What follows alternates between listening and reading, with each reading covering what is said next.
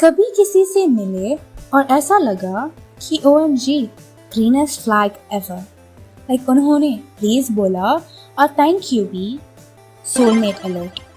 लेकिन फिर एक बार उन्होंने लेट रिप्लाई किया और सडनली ये तो इमोशनली अनअवेलेबल है, मैनिपुलेटिव है और शायद नार्सिसिस्ट भी। ये जो दिमाग का 180 डिग्री टर्न होता है ना, उसे कहते हैं स्प्लिटिंग। और आज इसी के बारे में हम बात करेंगे, बिना किसी पे उंगली उठाए, सिवाय शायद खुद के।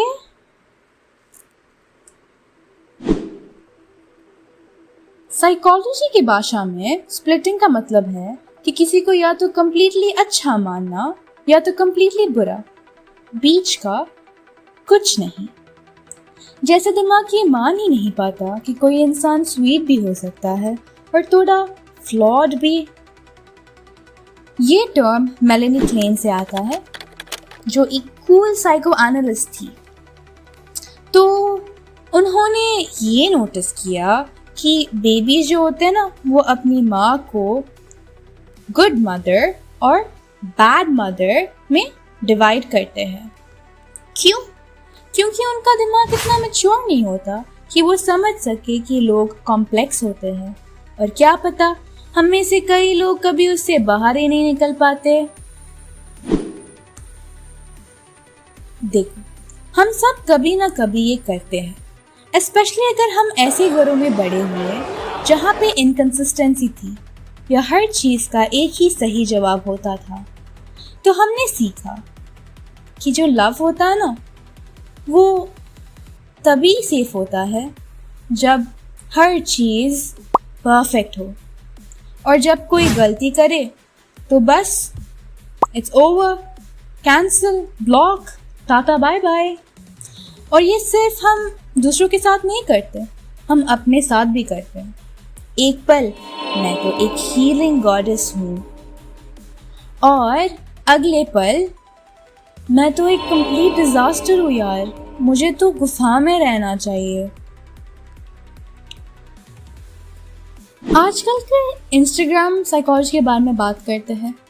आपने रेड फ्लैग और ग्रीन फ्लैग के बारे में सुना ही होगा, लेकिन कभी कभी ये जो स्प्लिटिंग होती है ना, एक छोटी सी बेज फ्लैग को भी फुल ऑन रेड अलर्ट में बदल देती है।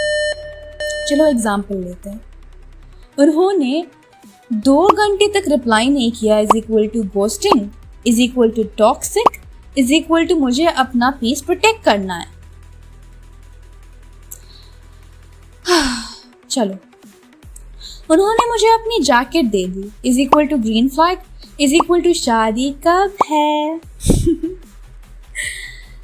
लोग भूल जाते हैं कि कोई भी इंसान सिर्फ एक कलर का नहीं होता, शायद वो कभी कभी स्लो टेक्स्ट हो।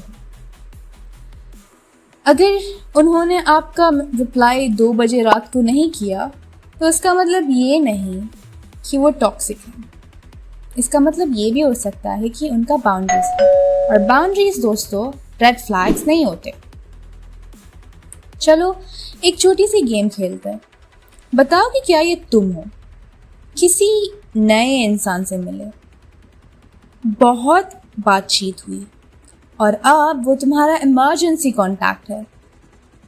चलो, किसी को आइडलाइज किया, फिर ब्लॉक कर दिया क्योंकि उन्होंने के लिखा इंस्टेड ऑफ ओके। या तो तुम कभी फुल्ली कॉन्फिडेंट हो या तो फुल सेल्फ लोथिंग, बीच का कोई रास्ता नहीं। यही तो होता है स्प्लिटिंग। और इसका मतलब ये नहीं कि तुम ब्रोकन हो, बस तुम्हारा इमोशनल GPS थोड़ा अपडेट मांग रहा है यार, क्योंकि ये तुम्हें एक्सट्रीम्स पे ले जा रहा है। स्प्लिटिंग ना एक डिफेंस मैकेनिज्म होता है। जब दर्द से बैठना मुश्किल लगता है तो हम लोग या तो दूसरों को ब्लेम करते हैं या खुद पे हार्ड हो जाते हैं। वो विलन है कहना आसान होता है हर्ट फील करने से ज्यादा, या ये कहना कि मैं खराब हूँ आसान होता है वल्नरेबल होने से ज्यादा। और ये बॉर्डरलाइन पर्सनालिटी डिसऑर्डर में और भी ज़्यादा इंटेंस होता है। वो लोग ये ब्लैक एंड वाइट थिंकिंग ज़्यादा एक्सपीरियंस करते हैं। इट्स नॉट मूड स्विंग, उनके लिए ये एक इमोशनल रोलर कोस्टर होता है। लेकिन अगर बीपीडी नहीं भी हो तो भी स्प्लिटिंग हो सकता है। ये सिर्फ उनका इशू नहीं है, ये हम सब का इशू है।